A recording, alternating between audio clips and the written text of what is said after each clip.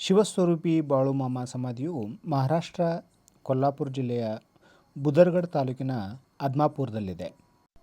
ಕರ್ನಾಟಕದ ಬೆಳಗಾವಿ ಜಿಲ್ಲೆಯ ಚಿಕ್ಕೋಡಿ ತಾಲೂಕಿನ ಅಕ್ಕೋಲ ಗ್ರಾಮದಲ್ಲಿ ಧನಗಾರ್ ವಂಶದ ಶ್ರೀ ಮಾಯಪ್ಪ ಮತ್ತು ಶ್ರೀಮತಿ ಸುಂದರಾ ಎಂಬುವರಿಗೆ ವರಪ್ರಸಾದವಾಗಿ ಅಕ್ಟೋಬರ್ 4, 1892ರಂದು ಬಾಳುಮಾಮ ಜನಿಸಿದರು. 73 ವರ್ಷಗಳ ಕಾಲ ತಮ್ಮ ಜೀವಿತಾವಧಿಯಲ್ಲಿ ಮನುಕುಲದ ಮತ್ತು ಜೀವಸಂಕುಲದ ಉದ್ಧಾರಕ್ಕಾಗಿ ತಮ್ಮ ಧ್ಯಾನ ಶಕ್ತಿಯನ್ನು ಉಪಯೋಗಿಸಿ ಉದ್ಧರಿಸಿದರು. ಬಾಳುಮಾಮರ ಜೀವನ ಚರಿತ್ರೆಯನ್ನು ಆಧರಿಸಿ ಅನೇಕ ಪುಸ್ತಕಗಳು, ಚಲನಚಿತ್ರಗಳು ಮತ್ತು ಧಾರಾವಾಹಿಗಳು ಮೂಡಿಬಂದಿವೆ. ಅವತ್ತಿನ ಅವರ 15 ಕುರಿಗಳ ಸಂಖ್ಯೆ ಇಂದು 40ರಿಂದ 50 ಸಾವಿರ ಕುರಿಗಳಾಗಿ ಬೆಳೆದಿವೆ. ಅವರು ತಮ್ಮ 73ನೇ ವಯಸ್ಸಿನಲ್ಲಿ ನಿಪ್ಪಾಣಿಯಿಂದ 26 ಕಿಲೋಮೀಟರ್ ದೂರದಲ್ಲಿರುವ ಅಥವಾ ಕೊಲ್ಹಾಪುರದಿಂದ 43 ಕಿಲೋಮೀಟರ್ ದೂರದಲ್ಲಿರುವ ಆದ್ಮಾಪುರದಲ್ಲಿ ದಿನಾಂಕ 4/9/1966ರಂದು ಸಮಾಧಿಸ್ಥರಾದರು.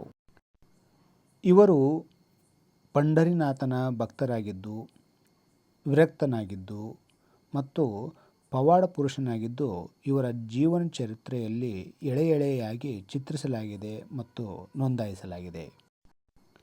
ಇಲ್ಲಿ ಪ್ರತಿನಿತ್ಯ ಪೂಜೆ, ದಾಸೋಹ ಮತ್ತು ಬಂದ ಭಕ್ತಾದಿಗಳಿಗೆ ವಸತಿ ಸೌಲಭ್ಯ ಲಭ್ಯವಿದ್ದು, ಪ್ರತಿ ವರ್ಷ ಭಂಡಾರ ಯಾತ್ರೆ ಇಲ್ಲಿ ಜರುಗುತ್ತದೆ.